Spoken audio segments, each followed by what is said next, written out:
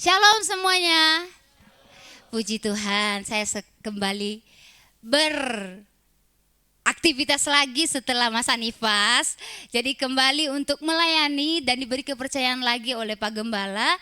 Dan ini memang waktu yang saya tunggu-tunggu. Sebenarnya saya sudah minta koordinator Bani Asaf untuk per 3 bulan kemarin untuk dijadwal, tapi ada pertimbangan lain. Pada akhirnya di bulan keempat setelah lahiran saya boleh melayani plus ditambah khotbah, puji Tuhan. Oke, baik Bapak Ibu, masih dalam tema yang sama tentang pemuridan. Jujur ini jadi pergumulan saya ketika berbicara tentang pemuridan ini. Kenapa? Karena saya ini merasa masih murid dan saya tahu saya berdiri di depan Bapak Ibu ini sedang dimuridkan oleh Pak Gembala, puji Tuhan. Dan ketika saya sadar ini bukan tanggung jawab yang mudah, saya mulai berdoa kepada Tuhan, apa yang bisa saya sampaikan? Karena saya sadar saya ini masih murid, apa yang saya bisa sampaikan kepada Bapak Ibu semua? Lalu dalam doa Tuhan kasih satu pemikiran yang luar biasa, yaitu, tolong ini pointernya, bisa enggak? Oke, next. Slide kedua. Dalam pemikiran saya ketika saya berdoa Tuhan kasih sesuatu begini. Setiap orang itu punya kesempatan untuk dimuridkan. Tapi tidak semua orang mau memuridkan. Setuju Bapak Ibu? Sehingga saya mengambil tema hari ini itu adalah siapa yang benar-benar siap untuk memuridkan. Kalau beberapa minggu yang lalu kita selalu menyoroti posisi murid. Tapi sekarang saya ingin kita melihat posisi yang memuridkan. Dan siapakah yang benar-benar siap untuk berada di posisi ini. Sekali lagi Bapak Ibu, setiap orang itu punya kesempatan atau peluang untuk dimuridkan, tapi tidak semua orang siap untuk dimuridkan. Dan satu hal yang menurut saya lucu adalah banyak orang itu tidak mau disebut murid. Kenapa? Karena murid ini sering dikonotasikan negatif, dalam artian bahwa murid itu ya lebih rendah dari gurunya, atau murid itu tidak tahu apa-apa, perlu belajar. Dan itu yang bikin kita insecure untuk tidak mau dimuridkan dan merasa egois, ngapain saya harus diajar, saya bisa sendiri. Itu kasus dan fenomena yang terjadi. Dan dalam situasi tertentu Bapak Ibu, entah ini ditemukan ya di sekeliling Bapak Ibu di lingkungan, dalam situasi tertentu orang bisa tiba-tiba nih merasa paling tahu, merasa paling jago, bahkan merasa seperti guru dalam kondisi tertentu. Kenapa? Biasanya kedua hal ini berbeda. Kalau jadi murid itu muncul dari kerendahan hati untuk mau diajar. Tapi ketika merasa seperti guru biasanya muncul karena kesombongan. Dan sadar nggak sadar Bapak Ibu, kita berada di kondisi itu. Ketika keegoisan kita ini dilanggar atau dilangkahi oleh orang, maka saya berdiri sebagai guru yang mengajar kamu, bukan kamu yang mengajar saya. Itu fenomena yang saya temukan. Dan saya rasa kita sepakat dalam hal ini. Bapak Ibu, ketika kondisi ini benar-benar terjadi di lingkungan kita, maka saya berpikir bahwa lalu siapa yang benar-benar siap untuk memuridkan secara murni? Maka dalam firman Tuhan kita akan belajar dari satu teks yang terdapat dalam Lukas. Next slide-nya, tolong. Oke, udah lewat. Oke, Lukas 6 ayat 40. Mari kita baca sama-sama. 1, 2, 3. Seorang murid tidak lebih daripada gurunya, tetapi barang siapa telah tamat pelajarannya akan sama dengan gurunya. Sekali lagi, seorang murid tidak lebih daripada gurunya, tetapi barang siapa telah tamat pelajarannya akan sama dengan gurunya. Bapak Ibu Saudara, ketika membaca ayat ini seringkali kita terfokus pada bagian ini. Seorang murid tidak lebih daripada gurunya, benar atau tidak? Karena kita memposisikan sebagai murid, tidak salah, benar.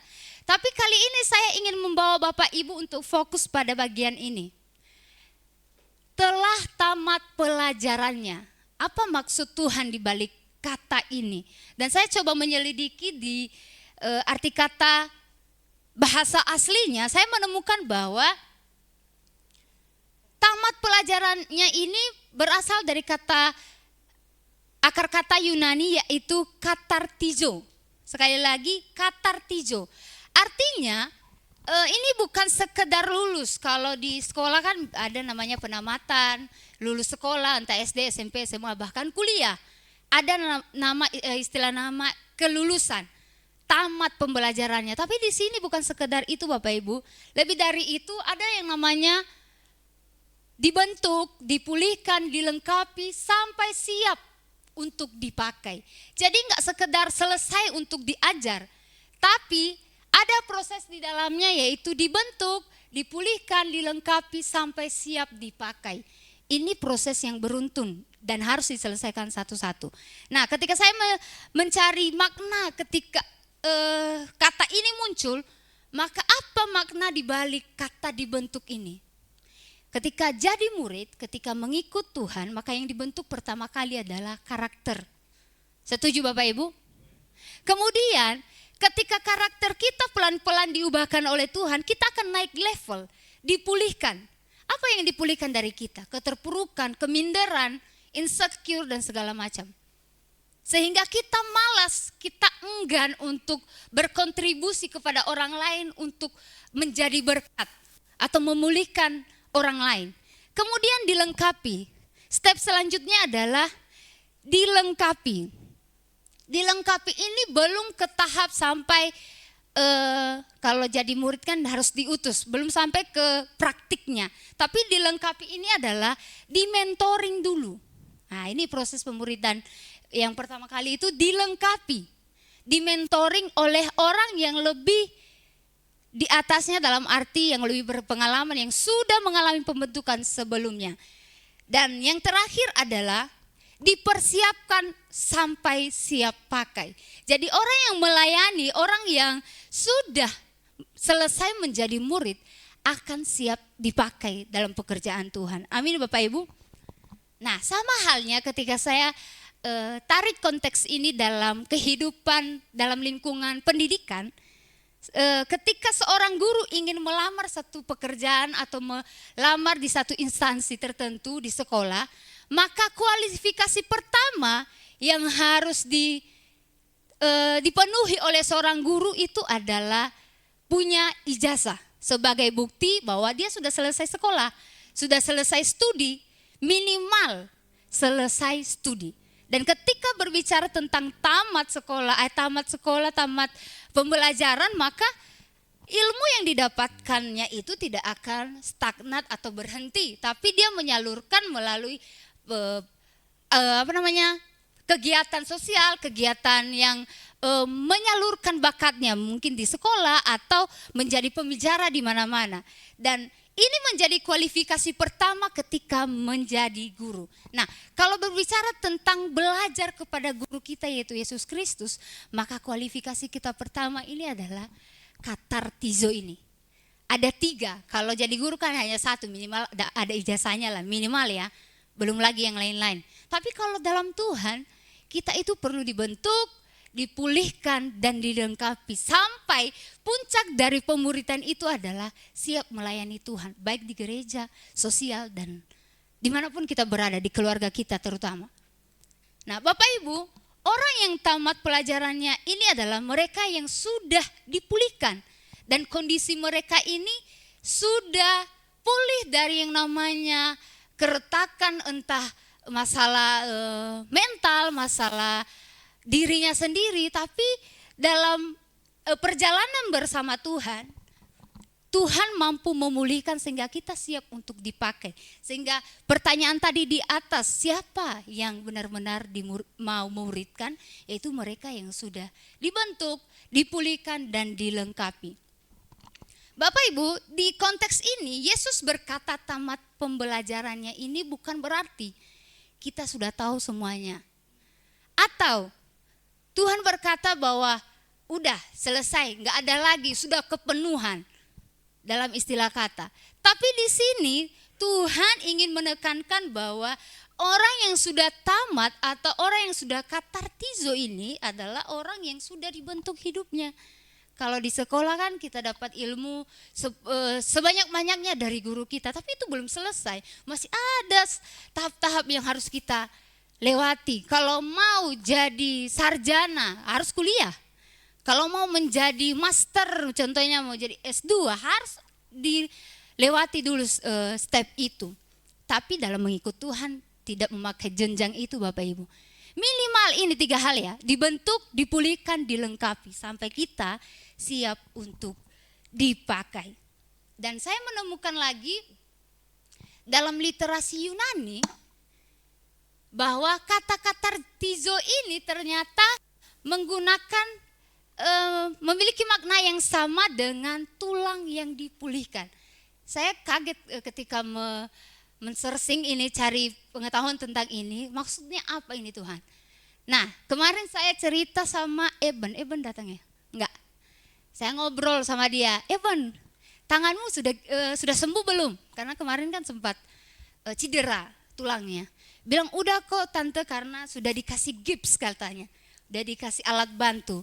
Nah, saya teringat dan itu menjadi relate ketika berbicara tentang tulang yang dipulihkan yang dimaksud dengan katartizo ini. Bahwa ternyata secara medis katartizo ini berarti menyambung atau mengatur kembali tulang yang patah. Secara teknis Bapak Ibu memperbaiki sesuatu supaya berfungsi kembali.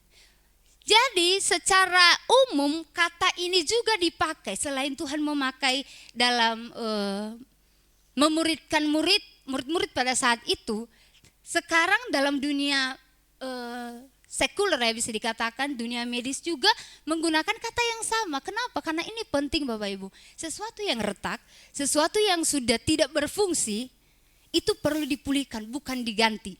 Kalau ingat khotbahnya Vion, ketika mungkin murid itu mengecewakan ketika kita itu tidak melakukan bagian kita dalam melayani, kita itu tidak harus diganti Bapak Ibu, tapi kita perlu dipulihkan. Kenapa? Ada yang retak di situ. Dan saya melihat bahwa dalam keseluruhan Alkitab yang membuat kita itu rentan dan retak ketika mengikut Tuhan adalah dosa. Makanya Tuhan mengingatkan kita pagi hari ini bahwa kita itu akan dipulihkan, diperbaiki seperti semula. Dan dalam konteks rohani, saya memiliki 2 indikator untuk kita melihat secara sama-sama tentang katartizo ini, tamat pembelajaran ini. Yang pertama itu kita baca di Galatia 6 ayat 1. Ini ayatnya enggak lengkap tapi kita sampai di yang warna kuning ini. Kita baca sama-sama Bapak Ibu. 1, 2, 3. Saudara-saudara, pun seorang kedapatan melakukan suatu pelanggaran, maka kamu yang rohani harus memimpin orang itu ke jalan yang benar. Dan ketika diselidiki, memimpin orang ke jalan yang benar ini ternyata memakai juga kata yang sama, yaitu katartizo. Artinya apa di sini? Memulihkan, memperbaiki, menyusun kembali. Hampir sama dengan yang pertama tadi tentang tulang yang dipulihkan. Jadi Bapak Ibu, ketika Tuhan berkata jika kita mendapati seseorang melakukan pelanggaran, maka kita yang rohani harus memimpin orang itu ke jalan yang benar.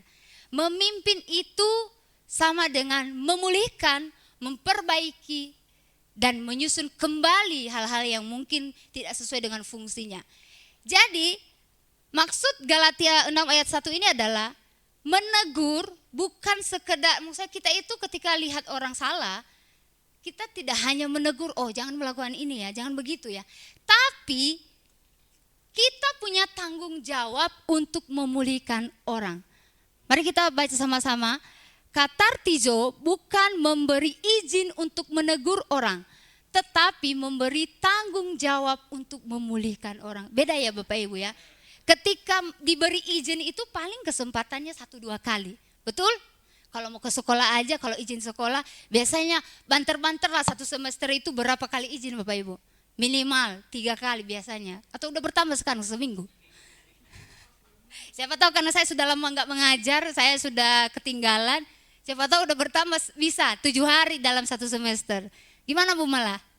3 hari. Itu izin. Tapi kalau bicara soal tanggung jawab Bapak Ibu, itu lebih daripada izin. Artinya kita memulihkan orang itu sampai pulih. Biarpun sakit, biarpun jengkelin orang ini, tapi Tuhan sudah kasih tanggung jawab untuk memulihkan orang. Merinding saya. Tidak gampang memulihkan orang. Kadang-kadang kita sendiri belum pulih seutuhnya. Tapi di bagian tertentu Tuhan sudah pulihkan beberapa bagian. Nanti ada lagi poin yang akan mengarah ke situ. Jadi Bapak Ibu, katartizo ini, tamat pembelajarannya ini bukan untuk memberi kita izin untuk menegur orang, tapi memberi tanggung jawab untuk memulihkan orang. Ini bukan tanggung jawab yang mudah Bapak Ibu. Makanya pertanyaan di awal tadi, siapa yang benar-benar siap memuridkan? Bisa angkat tangan? Ada yang siap dengan tanggung jawab ini? Nanti jawabannya di akhir. Puji Tuhan. Di sini saya akan jelaskan bahwa yang menegur di sini adalah orang yang rohaninya bagus. Artinya ketika dia ikut Tuhan, hidupnya juga dipulihkan, maka dia berhak menegur. Tuhan beri kekuatan, kesempatan, tanggung jawab untuk memulihkan orang. Sekalipun secara mental, secara manusiawi dia tidak sanggup, tapi ada Tuhan yang membackingnya. Bapak Ibu. Jadi ayat ini sekali lagi saya ulangi bahwa ini bukan memberi kita izin untuk menegur orang, tapi memberi tanggung jawab kepada mereka untuk dipulihkan yang bermasalah, terluka dan lain-lain. Selanjutnya, referensi kedua di Matius 4 ayat 2. Saya ambil terjemahan BIMK, kemudian AYT dan FHIH. Kalau di TB itu memakai istilah yang berbeda, tapi hampir sama maknanya. Kita baca sama-sama Bapak Ibu, 1, 2, 3. Melihat pula 2 orang bersaudara yang lain, yaitu Yakobus dan Yohanes, anak-anak Zebedeus. Mereka bersama-sama dengan ayah mereka sedang memperbaiki jala di dalam perahu. Yesus memanggil mereka juga. Nah, saya menggarisbawahi memperbaiki, ternyata memakai kata katartizo juga ya. Apa maksudnya di sini Bapak Ibu? Kalau kita lihat konteks murid-murid saat itu sebelum dipanggil Tuhan untuk menjadi muridnya, mereka itu seorang nelayan, betul. Dan jala itu satu-satunya alat yang bisa mereka pakai untuk menangkap ikan, untuk menghasilkan pendapatan, untuk memenuhi kebutuhan dengan menjala ikan. Dan saat itu Tuhan bilang kepada murid-murid, khususnya Yohanes dan Yakobus, bahwa dia melihat mereka sedang memperbaiki, tapi Tuhan melihat sisi lain bahwa mereka memperbaiki jala, tapi Tuhan ingin memperbaiki hidupnya Yakobus dan Yohanes. Tuhan bilang bahwa engkau dikatartizokan, engkau akan dipulihkan, dibentuk, bukan sekedar untuk memperbaiki jala yang rusak, tapi hidup murid-murid itu sendiri yang dipulihkan Tuhan. Bapak Ibu, ketika jala ini rusak, maka untuk menangkap ikan perlu yang namanya perbaikan, bukan? Ketika sobek, jangan diganti dulu, diperbaiki. Kembali lagi saya ingatkan, segala sesuatu yang rusak tidak selama-lamanya harus diganti. Tidak selalu diganti, tapi diperbaiki. Nah, bagi seorang nelayan, jala adalah jantung dari pekerjaannya, karena jala adalah alat untuk memenuhi pendapatan, sumber pendapatan, dan untuk menangkap ikan lebih seperti yang mereka kehendaki dan inginkan. Dan secara rohani saya menarik garis begini. Jala itu menggambarkan tempat kita bekerja. Jala itu menggambarkan pelayanan kita, kapasitas kita yang ingin diperbaiki Tuhan. Dan saya menggambarkan lagi bahwa jala ini adalah karakter. Ini yang paling utama, ini karakter. Kenapa? Karena dalam mengikut Tuhan kita harus ikut karakter Tuhan. Nah, bila karakter kita ini belum diselesaikan, belum selesai membaik, belum berhasil dimuridkan, maka tugas amanat agung itu tidak akan terrealisasi. Sehingga saya menyimpulkan bahwa tamat pembelajaran itu atau tamat itu tidak sama dengan berhenti. Tapi tamat itu adalah siap menjalankan tugas. Setelah jala ini diperbaiki, maka pakai lagi untuk menangkap ikan. Tidak dibuang, tidak diganti, tapi setelah diperbaiki, dipakai lagi. Dan Tuhan mampu melakukan itu bagi setiap kita, Bapak Ibu. Amin. Dan kesimpulan di bagian ini adalah, kita baca sama-sama, 1, 2, 3. Pemuridan adalah proses restorasi, memperbaiki hati, meluruskan pola pikir, dan menyembuhkan luka. Jadi dari semua yang kita alami, dari apa yang perlu diperbaiki, kita perlu satu sosok, yaitu Yesus, yang merestorasi kehidupan kita secara menyeluruh. Entah itu dari hati kita, pola pikir kita, maupun luka-luka batin yang kita alami selama ini. Dan Tuhan mau berkatakan pada pagi hari ini bahwa bagi siapa yang masih menyimpan luka, menyimpan sakit hati, mari datang kepada Tuhan untuk direstorasi total sama Tuhan. Amin. Tuhan itu, Bapak Ibu, menyentuh bagian paling dalam diri kita, yaitu jiwa dan roh kita.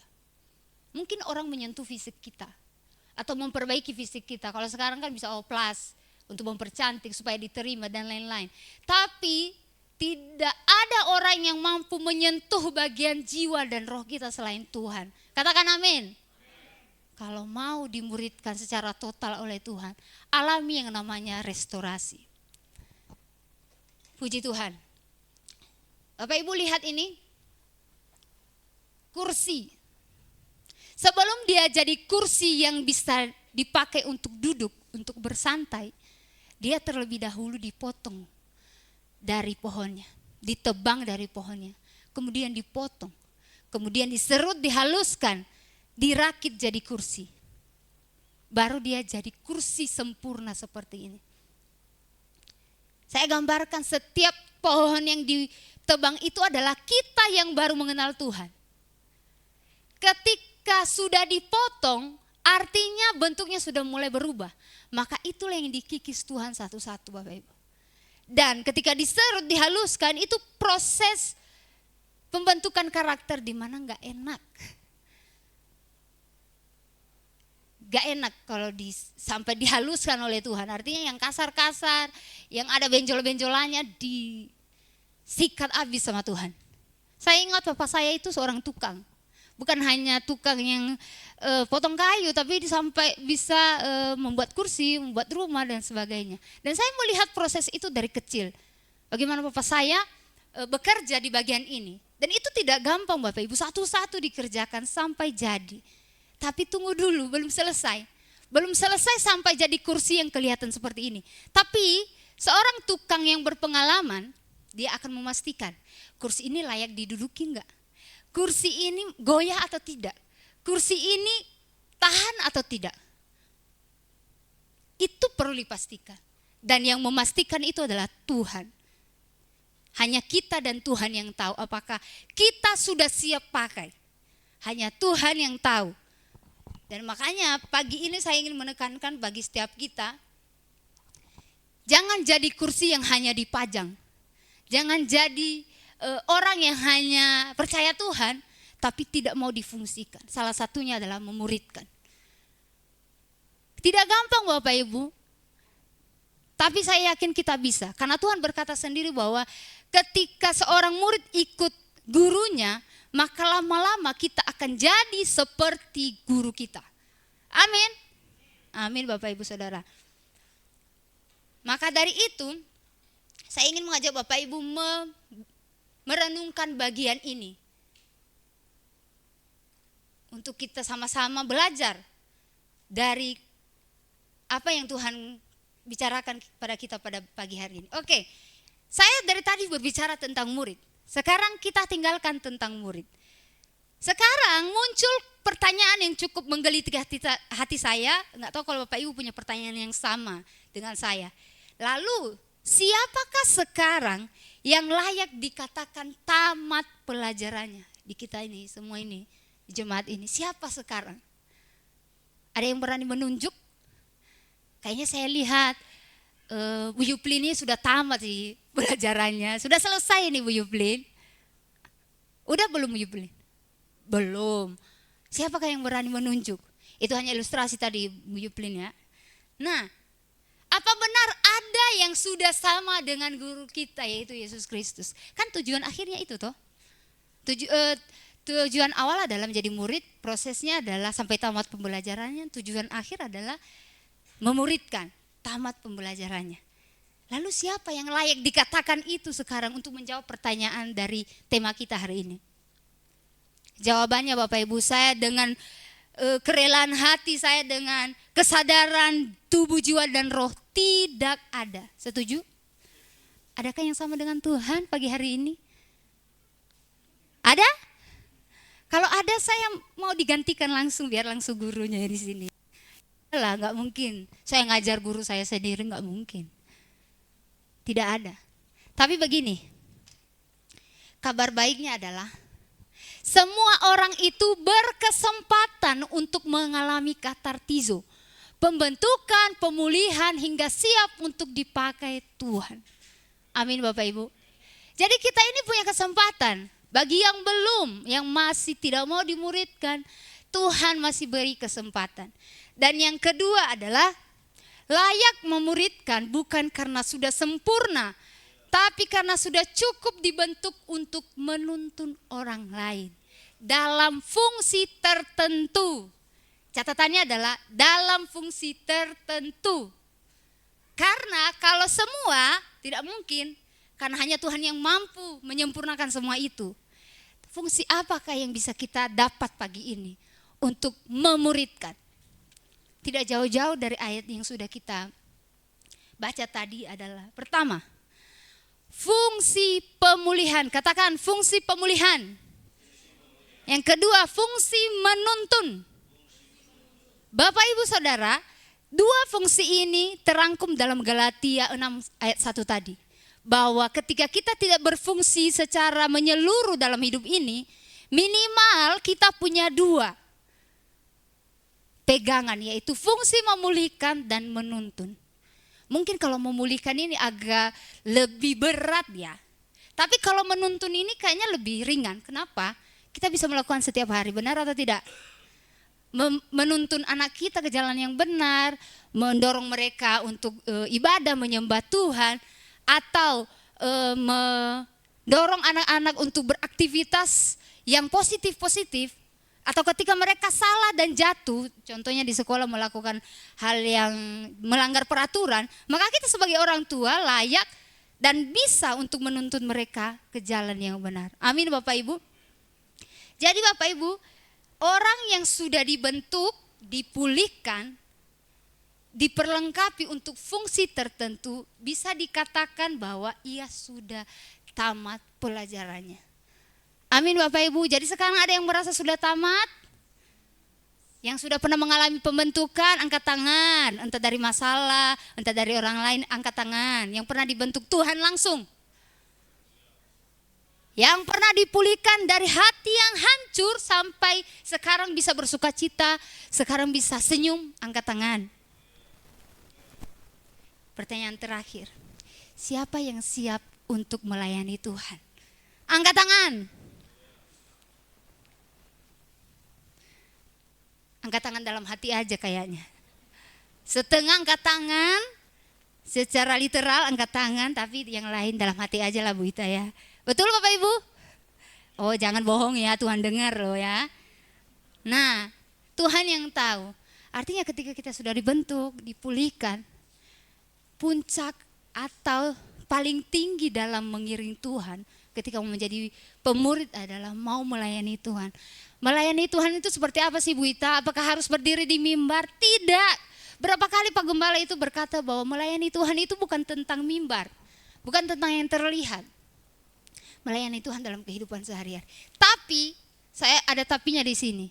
Ketika orang benar-benar sudah dimuridkan, dia mau berkomitmen untuk melayani, terutama di gerejanya sendiri. Saya berani berkata begitu. Berani melayani, mengambil bagian dalam pelayanan apapun. Karena kita ini satu tubuh Kristus, Bapak Ibu.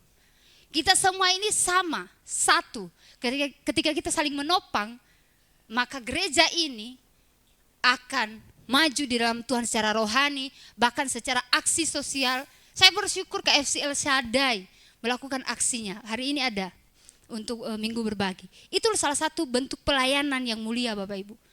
Yang dinikmati bukan cuma kita di sini, tapi orang yang tidak percaya kepada Tuhan juga menikmatinya.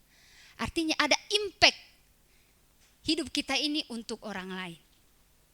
Jadi saya menekankan kembali Bapak Ibu dalam konteks ini, layak memuridkan. Ketika tadi kan kayak rasanya memuridkan ini susah, maka ingatlah baik-baik ini Bapak Ibu.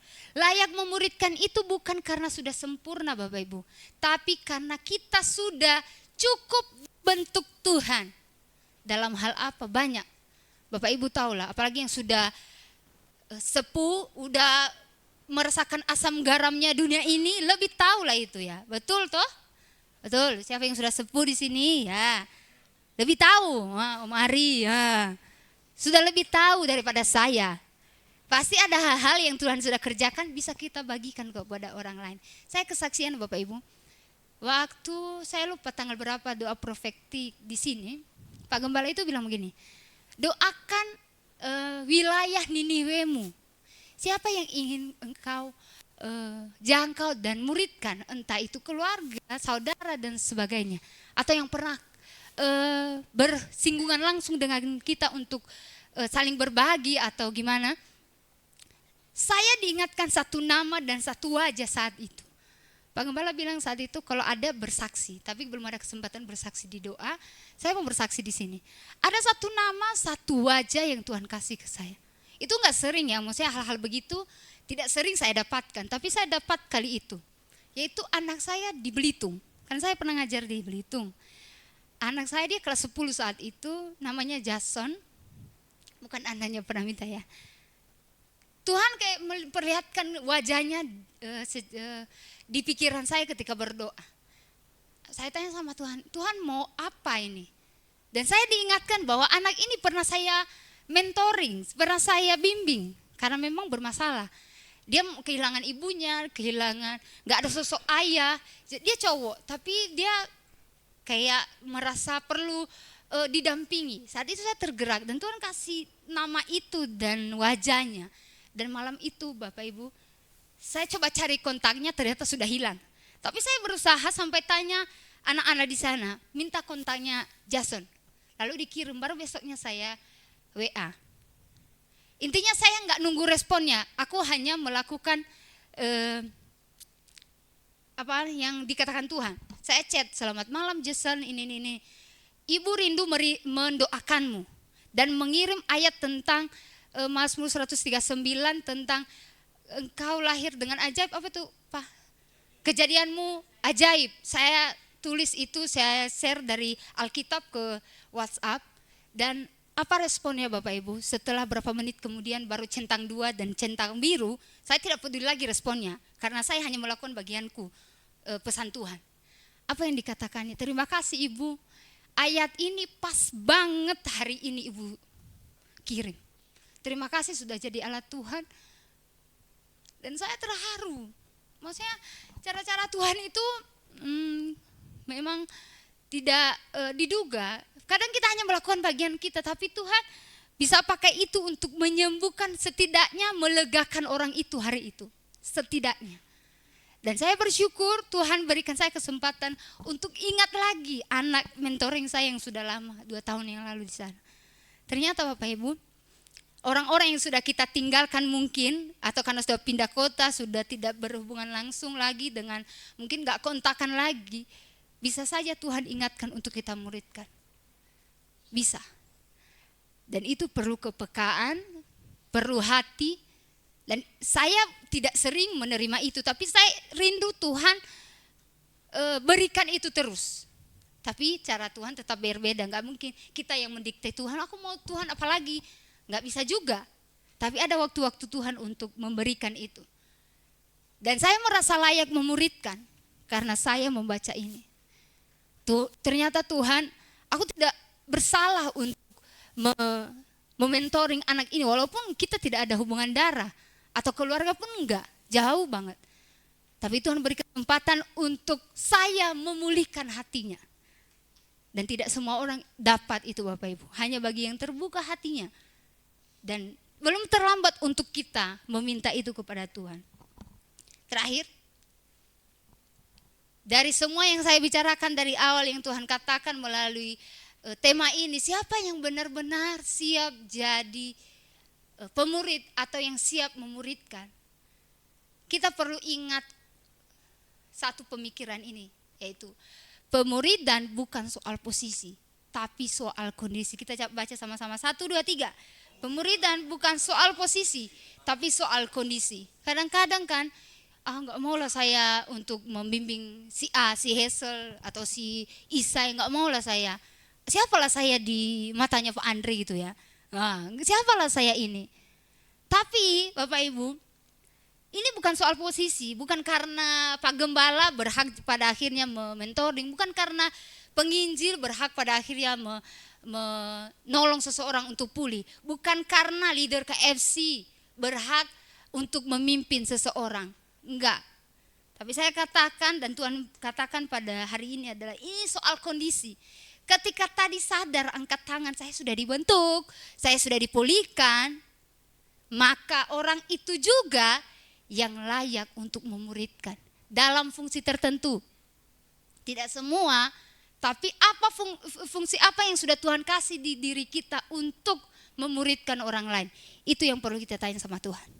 Saya ulangi, pemuridan bukan soal posisi Bapak Ibu, tapi soal kondisi. Nah sekarang kondisi kita seperti apa? Mari direnungkan, mari kita sama-sama introspeksi diri. Mungkin Tuhan pernah memberi kita kondisi yang pulih, pernah. Tapi jatuh lagi sekarang. Pada akhirnya kita tidak berani memuridkan. Kembalikan lagi gairah untuk memulihkan roh bersama Tuhan, menyembah Tuhan, memuliakan Tuhan. Kembali lagi kepada Tuhan supaya kondisi kita ini dipulihkan. Maka saya sadar Bapak Ibu sebagai penutup, saya ini masih murid. Katakan sama-sama, saya ini masih murid. Dan bagi saya justru posisi ini yang aman.